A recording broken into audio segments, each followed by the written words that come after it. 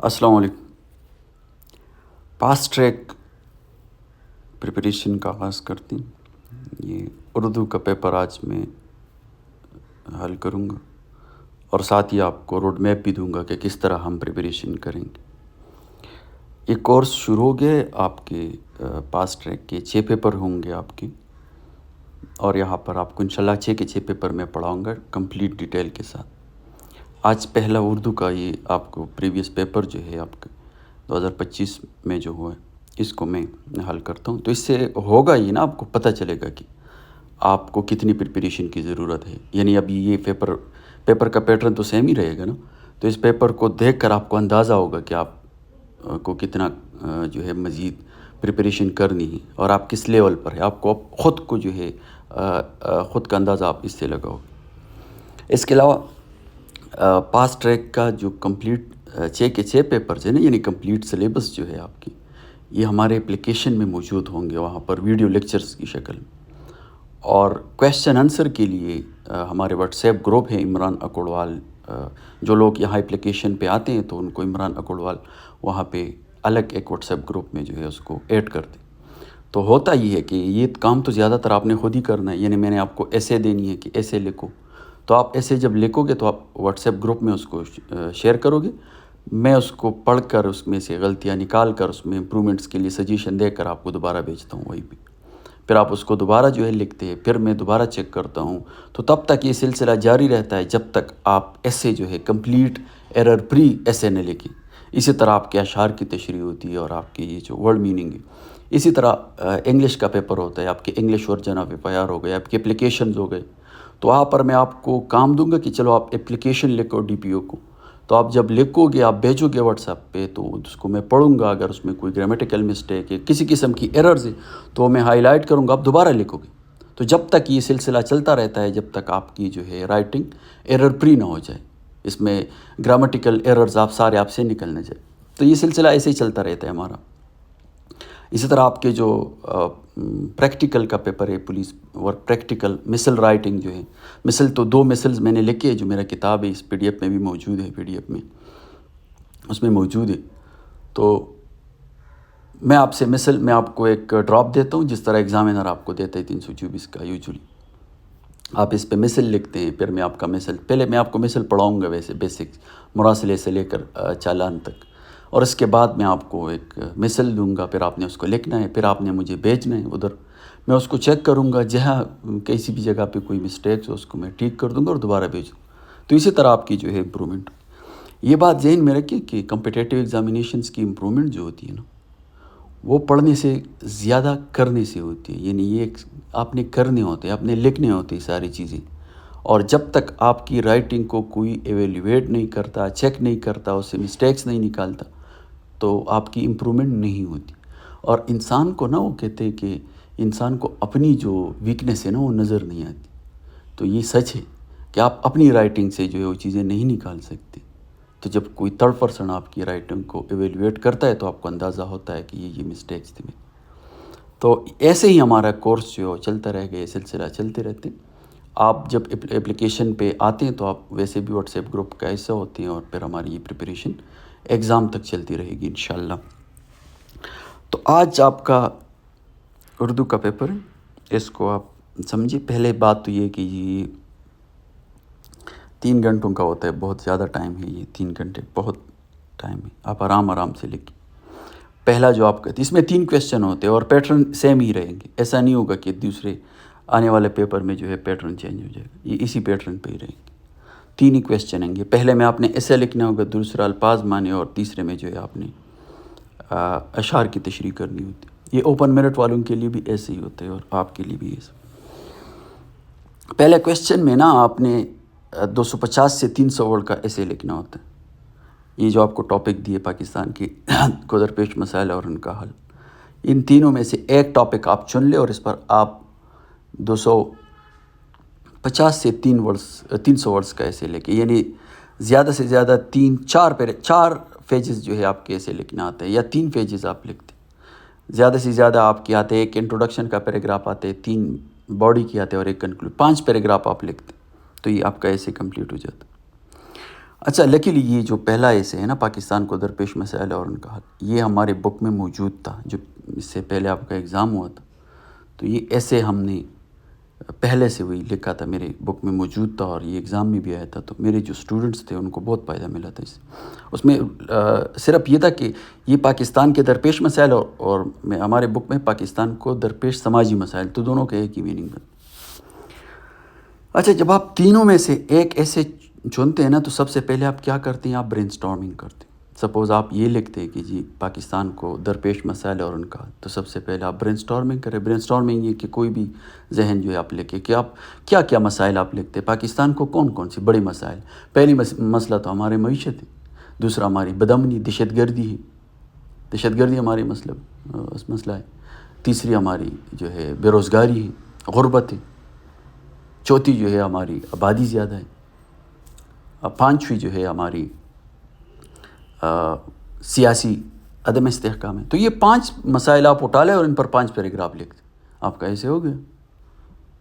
یعنی پہلے آپ دہشت گردی پہ لکھی تو لکھے کہ جی پاکستان کا آج کل درپیش سب سے جو بڑا مسئلہ ہے وہ دہشت گردی ہے. پورا ملک دہشت گردی کی لپیٹ میں، تقریباً 70-80 ہزار جو ہے جانیں جو ہے وہ ضائع کر چکے ہیں اور مزید جو ہے یہ سلسلہ جاری، جس کی وجہ سے نہ باہر سے کچھ لوگ یہاں پہ آتے کاروبار کرنے کی. روز ہمارے جو ہے لا انفورسمنٹ ایجنسیز جو ہے پولیس آفیسرز، آرمی کے آفیسرز شہید ہوتے ہیں. اور یہ دہشت گردی جو ہے یہ پاکستان کا سب سے بڑا مسئلہ. یہ آپ کا پیراگراف ہو. دوسرا پیراگراف آپ لکھے جی پاکستان کی معاشی چیلنج پہ، تو کہ پاکستان جی معاشی زب و حالی کا شکار ہے، بیرونی قرضے ہیں $1 بلین بیرونی قرضے، اور ہم جو ہے ہمارا جو برآمدات ہے وہ کم ہے اور درآمدات جو ہے وہ زیادہ ہے. تو بیلنس آف پیمنٹ ایشو ہے، IMF کے قرضے ہمارے اوپر، باہر دوست ممالک کے ہمارے اوپر قرضے، مہنگائی ہے اس کی وجہ سے بہت زیادہ. تو قرضے جو ہے اور یہ پاکستان کی جو معیشت ہے یہ جو ہے اس کا ایک اور جو ہے دوسری سنگین مسئلہ ہے. تیسرے آپ لکھے کہ جی آبادی زیادہ ہے، روز بروز جو ہے پاکستان کی آبادی بڑھ رہی ہے، 25 کروڑ ہے اور بھی جا رہی ہے. یہ ملک 3 کروڑ لوگوں کے لیے سویٹیبل، لیکن بدقسمتی سے ہماری آبادی بڑھتی جا رہی. اور اس کے بعد آپ لکھے کہ جی سیاسی بے روزگاری لکھے کہ جی پاکستان میں جو ہے کروڑوں نوجوان ڈگریاں لے کر بے روزگار پھر رہے ہیں، روزگار کا کوئی ذریعہ نہیں ہے، لوگ باہر جاتے ہیں جس سے برین ڈرین ہوتے ہیں، ساری چیزیں یہ لیں. پھر آپ لکھے کہ جی 5ویں آپ لکھے کہ جی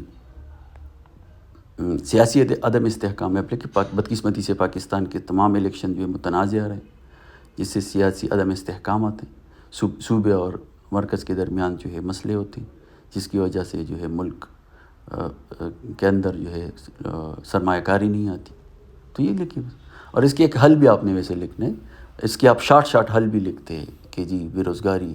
اگر آپ لکھنا چاہتے ہیں ایک پیراگراف آپ سولوشن پہ لکھیں، اگر آپ کو صرف مسائل پوچھے تو سولوشن آپ نے ضرور لکھنا ہے، لیکن سولوشن شارٹ لکھے کہ جی دہشت گردی کہ حل یہ ہے کہ جی سارا قوم متحد ہو کر نیشنل ایکشن پلان پہ عمل کرے اور عوام اور ادارے جو ہے مل کر دہشت گردوں کا صفایا کریں.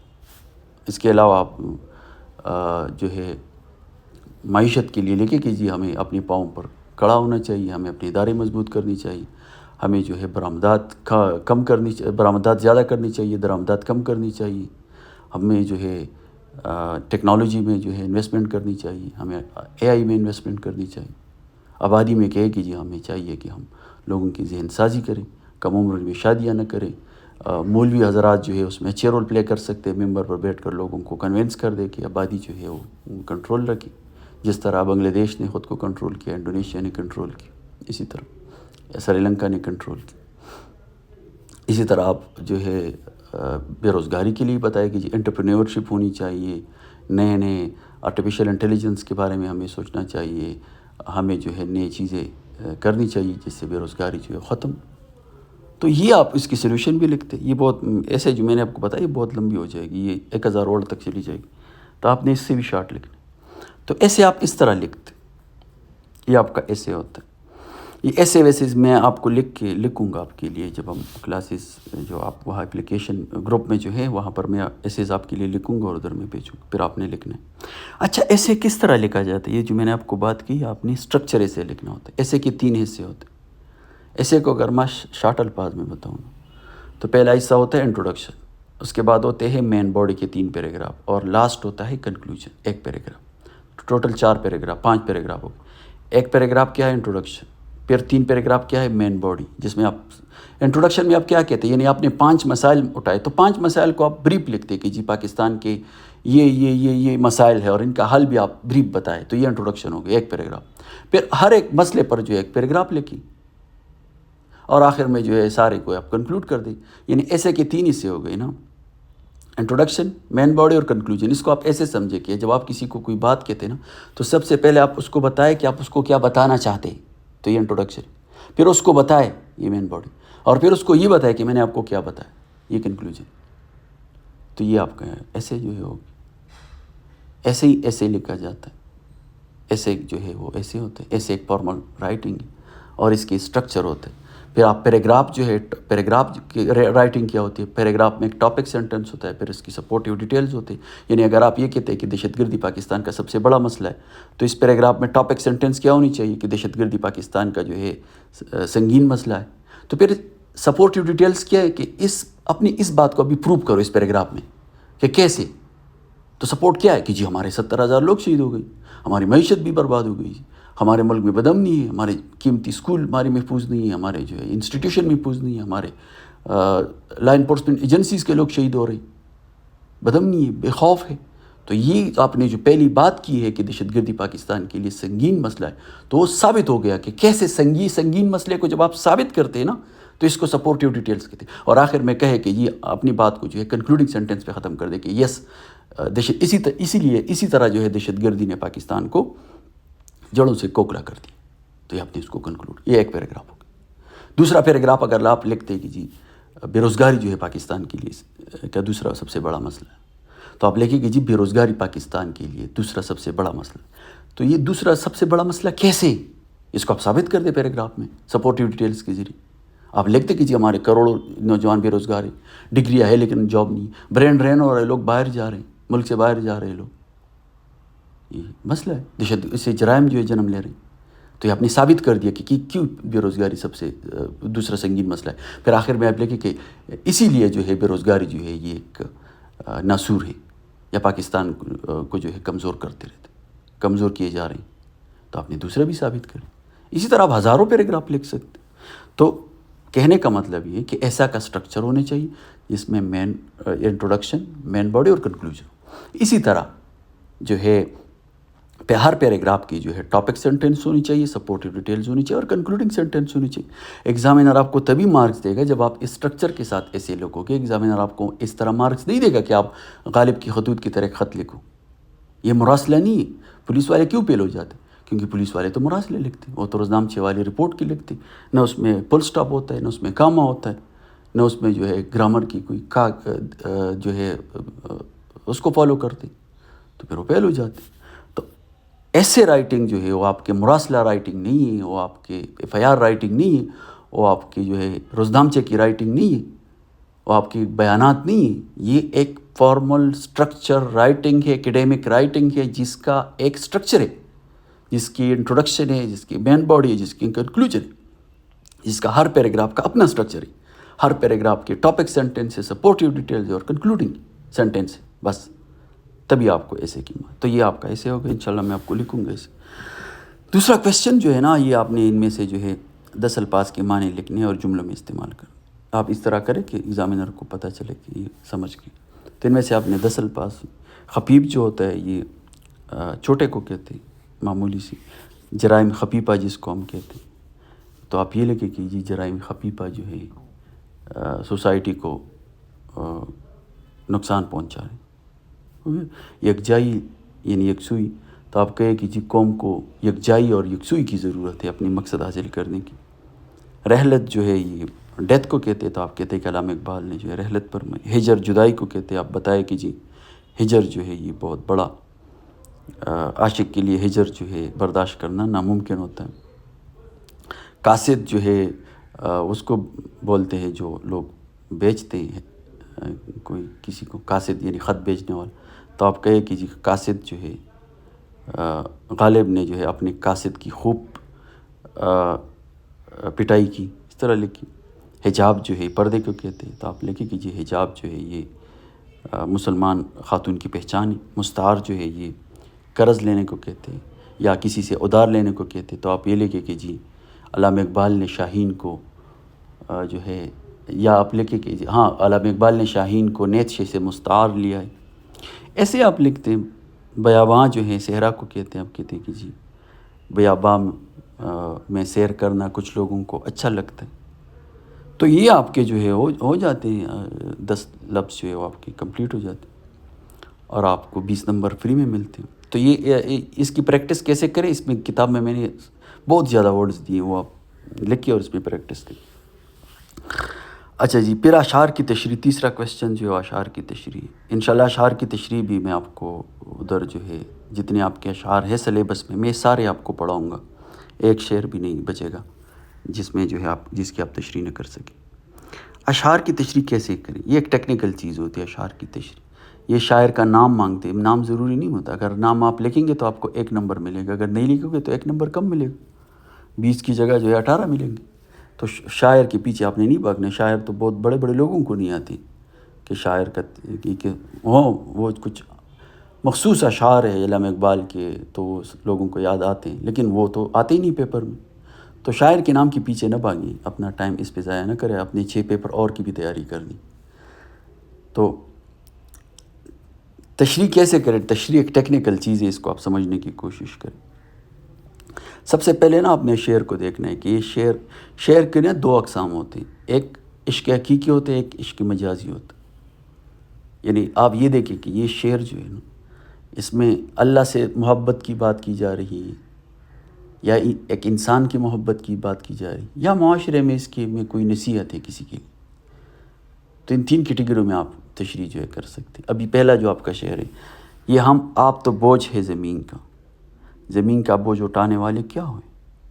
تو اس سے سمپل ہے نا، کہتے کہ جی میں اور آپ تو زمین پر بوجھ، ہم کہتے کہ جی زمین کی بوجھ سارے ہم نے اٹھائی۔ تو اس کی تشریح آپ ایسے کر سکتے ہیں نا کہ انسان جو ہے نا اپنے آپ کو کچھ پن خوان سمجھنے لگتا ہے، کچھ بڑا سمجھنے لگتا ہے، سمجھتا ہے کہ جی یہ دنیا جو ہے نا یہ میں ہی چلا رہا ہوں اور میں ہی جو ہے کوئی بڑا آدمی ہوں اور یہ سارے جو مسائل ہے اس کا حل میں ہوں اور میرے بغیر جو ہے پتہ نہیں کیا ہو جائے گا، بربادی ہوگی اگر میں نہیں ہو گیا اور سارا بوجھ جو ہے وہ میرے کندھوں پہ۔